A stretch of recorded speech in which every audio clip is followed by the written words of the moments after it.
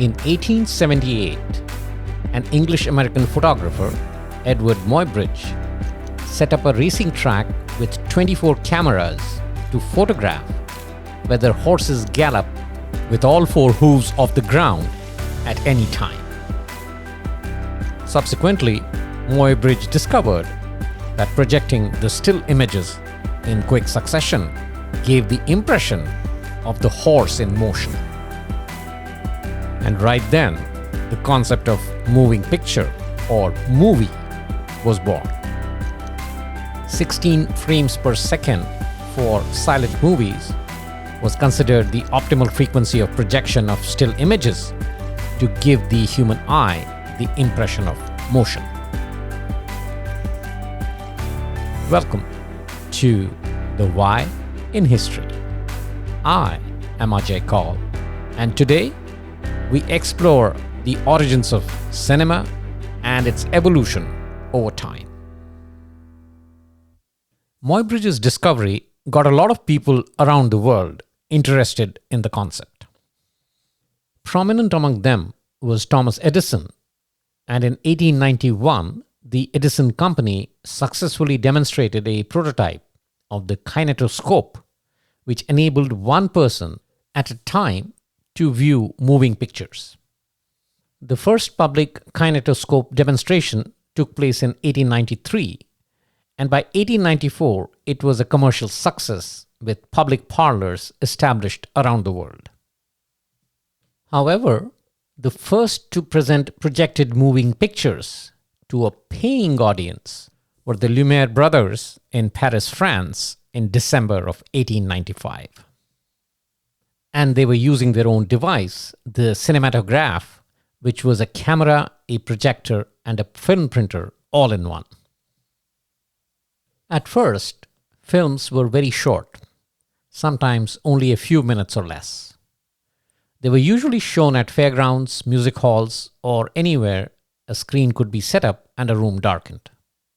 And the subjects of these films included local scenes, views of foreign lands, short comedies, and any newsworthy events.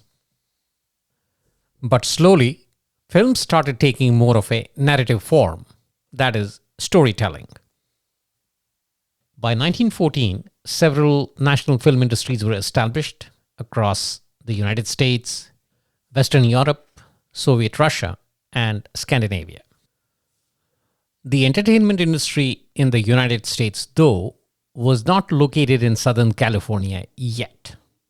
At that time, almost all of the production facilities were located in New York, New Jersey, or somewhere on the eastern seaboard. Why? Because the one man who still controlled the technology that made cinema possible was based there. Thomas Edison. He owned the patent for capturing and projecting motion pictures. So if you wanted to make a movie in the 1900s or 1910s, you had to pay Edison for the various patents. Not surprisingly, a lot of the would-be filmmakers were irked at Edison's control of the industry. And since the patent law was difficult to enforce across state lines, many of them looked at California to start filmmaking. California was as far away from the Northeast as you could get within the continental United States. So it was a lot harder for Edison to sue for patent violations. So by 1912, Los Angeles had replaced New York as the center for film business in the United States. Several filmmakers and entertainment entrepreneurs from across the world started flocking over to LA. And these included filmmakers like Ernst Lubitsch from Germany, Erich von Stroheim from Austria, and a young upcoming comedian from England, Charlie Chaplin. New production facilities sprung up around the city, and these included names like Universal Pictures, Metro-Goldwyn-Mayer or MGM, and Warner Brothers. And these were supplemented by hundreds of other smaller companies, all of them competing for screen space in thousands of new movie houses around the country. And one thing to note is that one small neighborhood in the heart of LA became most closely associated with this new industry: Hollywood. And by 1915, after a few years of failed lawsuits, Thomas Edison admitted defeat and dissolved his motion picture patents company. Also, around this time, the First World War had broken out in Europe, and that was partly the reason a lot of the artists from Europe were migrating over to the United States. Now, movies at this time were very much theatrical in nature, meaning a scene would be set up, the actors would perform within it like in a theater, and then the story would move on to the next scene, and once again the actors would perform like in a theater. And then in 1920, in Soviet Russia, filmmaker Sergei Eisenstein came up with the concept of editing. Through his films, Eisenstein showed that editing could be used to convey far more than the narrative. The narrative no longer needed to be a sequence of scenes. Instead, it could be various shots compiled to achieve the desired outcome. While Soviet Russia was enjoying the experience as a result of movie editing, something major was brewing in the United States. Warner Brothers was a family-owned studio run by 5 brothers, and it was smaller than some of the larger companies like Universal and MGM. But one of the 5 brothers, Sam Warner, had a vision about sound. Up to that point, the world was still in the silent movie era, and Sam was convinced that sound synchronized to the image was the future. Interestingly, Sam's vision did not have many takers. People seemed to be happy with the silent movies because they were making money. But Sam persisted and invested his company's profits into technology required to not only record synchronized sound, but to also reproduce it in movie theaters around the country. Finally, on October 6, 1927, Warner Brothers released The Jazz Singer, the first film to include synchronized dialogue. The term talkies was born. The introduction of sound revolutionized the industry, and suddenly every studio was scrambling to catch up to Warner Brothers. This meant a massive capital investment in sound technology, retrofitting production facilities, and thousands of movie theaters. Not all production companies could afford the upgrade, so many struggled to compete in the new market. And along with it came the October 1929 stock market crash, which plunged the United States into the Great Depression, and hundreds of production companies had to close their doors. So at the start of the 1930s, after the consolidation, 8 major studios were left standing: RKO Pictures, Paramount, MGM, 20th Century Fox, Warner Brothers, Universal Pictures, Columbia Pictures, and United Artists. And 5 of these, RKO, Paramount, MGM, 20th Century Fox, and Warner Brothers, followed the vertical integration model. Vertical integration. What is that? Well, vertical integration meant owning and controlling every aspect of the business, from production, distribution, to exhibition. Which meant, apart from production and distribution, these companies controlled what each theater could screen. So if you were a movie theater and wanted to show The Wizard of Oz, then you would sign a contract with MGM and be bound to show all of MGM movies, including their B-grade movies. And this concept came to be known as block booking and blind bidding. Movies continued to be popular during the Great Depression, so these production houses were able to generate record profits due to vertical integration. And these record profits continued for 20 years, from 1927 to 1948, and this period came to be regarded as the golden age of Hollywood. By the early 1930s, nearly all feature-length movies were talkies. And by the mid-1930s, more and more movies in full color started appearing. And with sound and color under its belt, Hollywood became a prominent center for the film industry. Cinema now was the principal form of popular entertainment, and people were attending cinemas sometimes twice a week. And some movie theaters came to be termed picture palaces because they were offering extra facilities such as cafes and ballrooms, and they could hold over 3,000 people in a single auditorium. Britain recorded the highest attendance in 1946 with over 31 million visits to the cinema each week.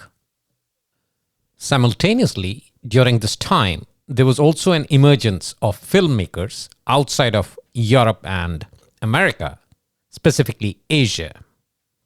Japan became a hotspot for filmmakers, with films like Rashomon from director Akira Kurosawa and An Autumn Afternoon from director Yasujiro Ozu.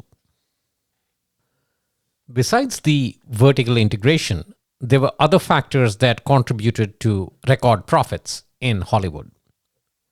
The production process was very centralized, which did not allow filmmakers like writers, directors, and actors to control the creative process. The major studios relied on one or two central producers. For example, for Warner Brothers, it was Jack Warner and Daryl Zanuck, and for MGM, it was Louis B. Mayer and Irving Thalberg. The other factor that ensured studios could control costs and maximize profits was to keep the talent, that is the writers, directors, and actors, on low-cost, ironclad, multi-year contracts.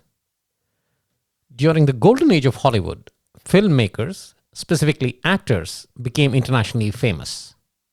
So along with stardom, there was a possibility that stars would leverage their fame for higher pay, which would cut into the profits of the studios. But that never happened because the studios maintained a bunch of actors on contracts that limited their salaries to low weekly rates for years, no matter how successful their films might become. And if an actor decided to sit out a film or two in protest, their contracts were extended by however long they sat out. Bette Davis, one of the biggest stars of the era, actually fled to England to escape her draconian contract with Warner Brothers. Warner Brothers, in turn, sued the English production companies that were planning on employing her, and England had to send her back. And the fourth and final factor that made the golden age possible in Hollywood was the creative specialization or the style of each studio. For Warner Brothers, it was the gritty urban crime thriller like The Maltese Falcon, and for Universal, it was the horror genre like Frankenstein, Dracula, The Mummy, etc. But then, in 1948, all this came to an abrupt end when the US government filed an antitrust case against the major studios. The case went to the Supreme Court, and in a landmark ruling known as the Paramount decision, only because Paramount was listed first in the suit, the court ordered that all major studios sell off their theater chains and outlawed the practice of block booking and blind bidding. The vertical integration was an unfair monopoly and was deemed illegal. The result was a dramatic contraction in output as studios made fewer and fewer movies with the actors and directors who were expensive and freelance. Though the Paramount ruling did bring an end to the golden age of Hollywood, there was another development that speeded up the end of the golden era, and that was the advent of television in the 1950s. Suddenly, the theater-going public could be entertained within the confines of their home, and as a result, studios like MGM had to focus on musicals like Singing in the Rain and historical extravaganzas like Ben-Hur to induce the movie-going public into the theaters. Now, up until the golden era of Hollywood, the director was considered to be just a technician. The true masterminds were the ones with the money, that is, the producers. But in the 1950s, French filmmaker Alexandre Astraux asserted that the true creator of a film was the director. Per him, direction was not just a means of illustrating a scene, but the act of writing. And Alexandre Astraux famously said that the director writes with his camera. Everyone across the globe took notice of this assertion, and this suddenly upgraded the director to the level of an artist. With the advent of the television, there was also a change in the demographic of the average moviegoer. It was a young, college-educated and affluent demographic which was no longer interested in the classic Hollywood kind of movies. They were interested in the new wave cinema from France and Japan and the spaghetti westerns from Italy.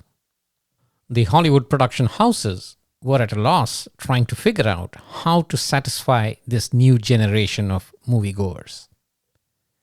And then they realized that along with the moviegoers, there was also a new generation of filmmakers that had just graduated. The production houses took a major risk and hired these guys to direct movies. And this batch of filmmakers from the 1960s included names like Martin Scorsese, Steven Spielberg, Francis Ford Coppola, and Stanley Kubrick. And they did not let the production houses down. Major blockbusters were released like Bonnie and Clyde, The Graduate, Chinatown, The Godfather, Taxi Driver, Jaws, and Star Wars. This was the new Hollywood movement and lasted well into the 1980s. And around the same time, several movie industries across the globe witnessed a revival, thanks mainly to some very talented filmmakers. These included Scandinavia, thanks to some brilliant filmmakers like Ingmar Bergman, who contributed with films like The Seventh Seal, The Silence, and Cries and Whispers. Similar to France and Scandinavia, India also underwent a new wave which originated in the state of Bengal, thanks to filmmakers like Satyajit Ray and Mrinal Sen. In 2020, Martin Scorsese said, "In the relatively short history of cinema, Satyajit Ray is one of the names that we all need to know and whose films we all need to see." Iran's new wave began about the 1960s, and cinema historians widely consider Dariush Meherjoui's The Cow to be the foundational film of this movement. However, Abbas Kiarostami is perhaps the most famous Iranian filmmaker of all time. His film Close Up, which was released in 1990, is regarded as one of the greatest films ever produced in Iran. Across the globe, the 1990s were the era of CGI, or computer-generated imagery. But the most impactful and disruptive development in the history of cinema has been in the 2020s with the wide adoption of new streaming services from first-party producers like Netflix and Disney. And it is on that note that we end this section of the program. On to the quiz section.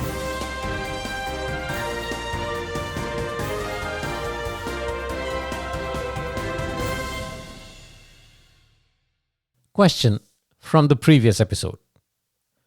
Who has had the shortest stint as the dictator of any country? Most people assume that the Nazi state died with Adolf Hitler in his bunker in Berlin on April 30, 1945. However, he left behind a successor who he thought would continue with his tainted legacy. His chief propagandist, Joseph Goebbels. But as fate would have it, the new Chancellor of Germany's reign was very short-lived, which lasted just more than a day. And soon after, Goebbels and his wife Magda committed suicide.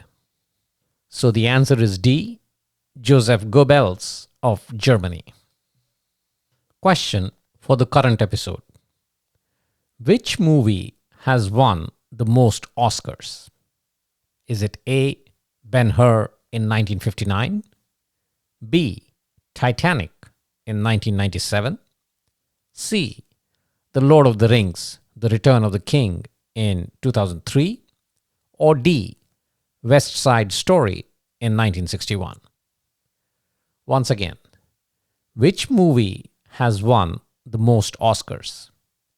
A, Ben-Hur in 1959, B, Titanic in 1997, C, The Lord of the Rings, The Return of the King in 2003, or D, West Side Story in 1961?